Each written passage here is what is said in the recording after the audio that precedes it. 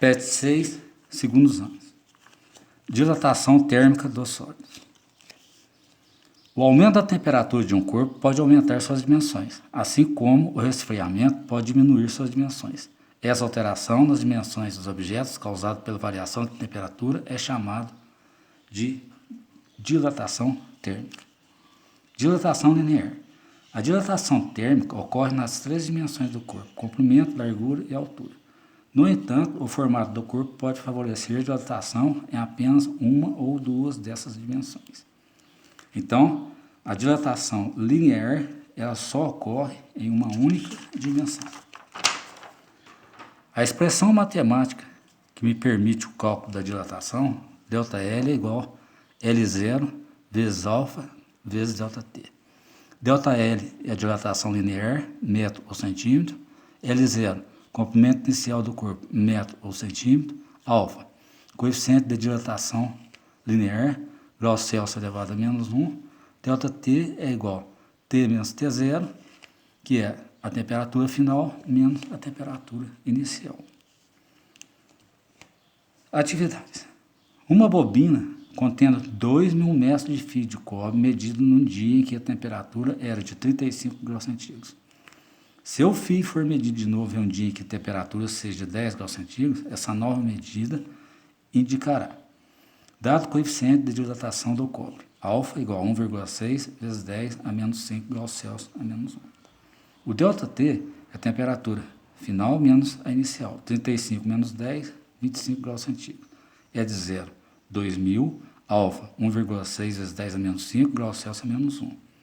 Então, isso aqui é uma notação científica que manda que eu ando com a vírgula 6 casas para a esquerda. Então, tem 1, 2, 3, 4, 5, 6. ΔL é igual a L0 alfa ΔT, ou seja, 2.000 vezes 1,6 vezes 10 a menos 5 vezes 25. Então, eu faço parcialmente 2.000 vezes 25, então tem 50.000 vezes 0,00016, é igual a 0,8 metros. Então, a resposta correta é a letra B, que eu vou ter uma dilatação que aumenta o comprimento final de acordo com a letra B.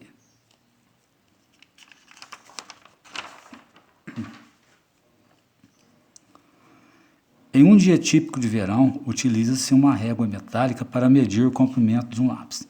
Após medir esse comprimento, coloca-se a régua metálica no congelador a uma temperatura de menos 10 graus centígrados e esperam-se cerca de 15 minutos para novamente medir o comprimento do mesmo lápis. O comprimento medido nessa situação, com relação ao medido anteriormente, será: a opção correta é a letra A. Por quê? Porque a régua ela vai sofrer uma contração. Então, a medida do lápis será maior porque a régua sofreu tal contração. 3. Uma barra de ferro, coeficiente de dilatação linear 12 vezes 10 a menos 6 graus Celsius a menos 1, possui um comprimento de 15 metros a 20 graus centígrados. Se a barra é aquecida até 150 graus centígrados, determine.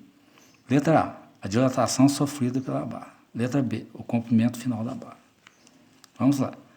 Alfa, 12 vezes 10 a menos 6, graus Celsius elevado a menos 1, que é igual a 0,00012.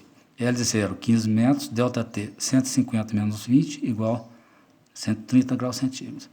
ΔL é igual a L0, alfa, ΔT, ou seja, 15 vezes 0,00012 vezes 130.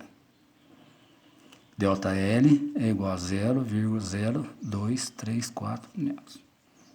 Letra B, o comprimento final da barra. O comprimento final da barra é o que tinha inicialmente mais aquilo que dilatou, ou seja, 15 mais 0,0234. Eu vou obter um resultado de 15,0234 metros. Tchau, muito obrigado.